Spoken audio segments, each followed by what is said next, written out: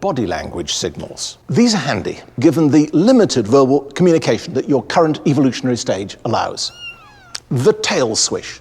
This can be used to indicate that something is bothering you, but it may also imply positive anticipation. It all depends on how and where you use it. Fear. To communicate that you're experiencing fear, the tail can be placed in upright and fluffed, or in a concave position and tucked under the body. Hiss and dilate your pupils for greater effect. Communicating happiness.